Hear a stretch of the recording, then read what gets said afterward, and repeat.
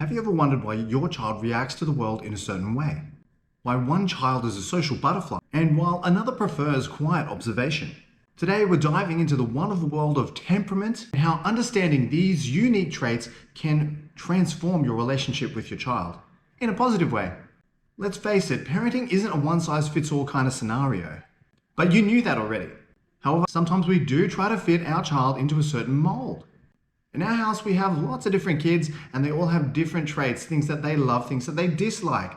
It's really difficult to get them all to eat the same kind of foods, for example, do all the same kind of reading and writing exercises. We have to cater to their needs.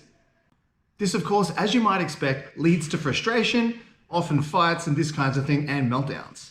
Imagine what those misunderstandings are doing to them. It's leading to frustration, exhaustion, and feelings of inadequacy or low self-worth. So do you feel like you're constantly trying to change your kids' natural instincts, the way they do things? Or do you find yourself in constant battles with what they do? And I'm just talking about making a mess and having to clean it up and having a temper tantrum. I'll talk about the way that they really love to live life. That's you, you're not alone.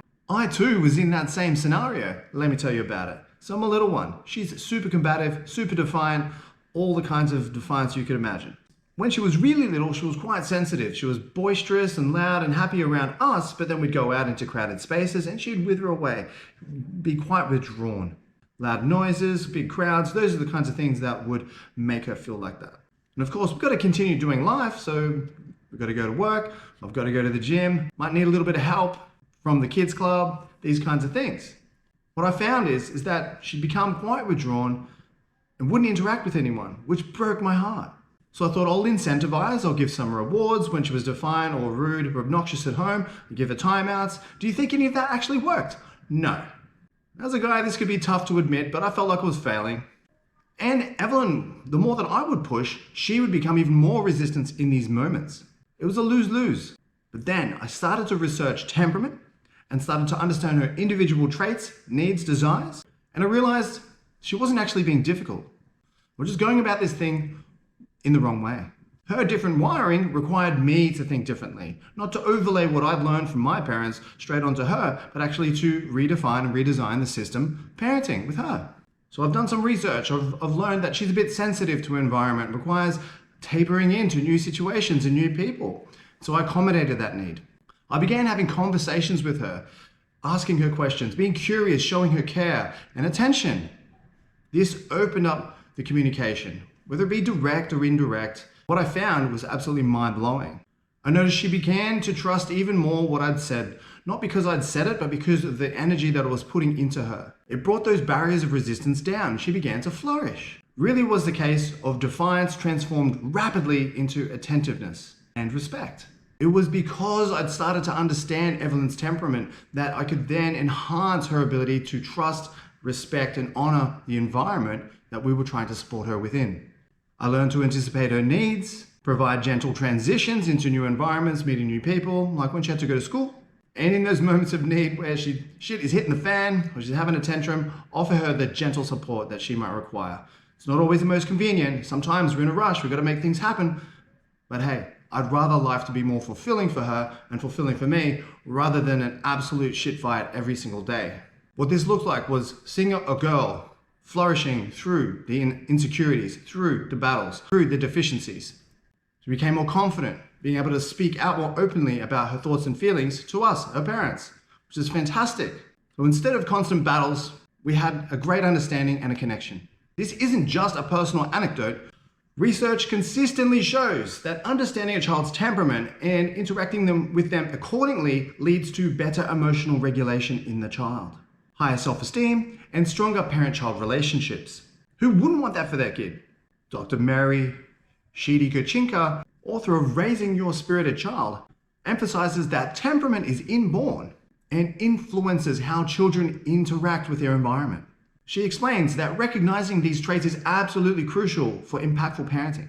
Similarly, Dr. Jerome Kagan talks about the early stages of life, what influences they had on their temperament, and how it affects them later in life. So if you want secure attachment early on in life to lead to a secure attachment later in life, you can't really do it the other way around.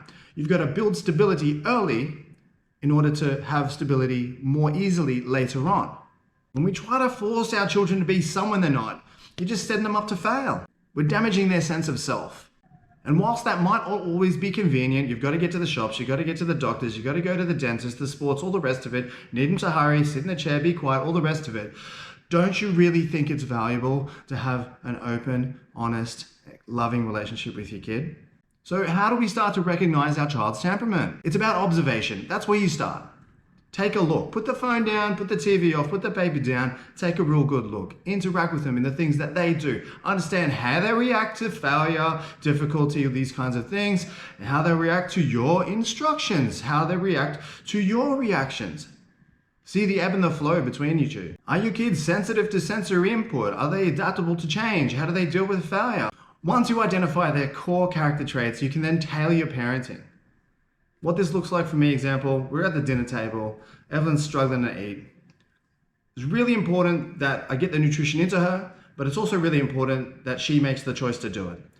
Initially, there might be a lot of resistance and I'm brimming at the edges with impatience, but I can't go down that route because she's going to form a bad bond with food. It's going to be a chore. It's going to be something difficult. Despite how well I might make the food and how well it tastes, she's not going to want to do it. It's that resistance, the defiance in her that comes out here.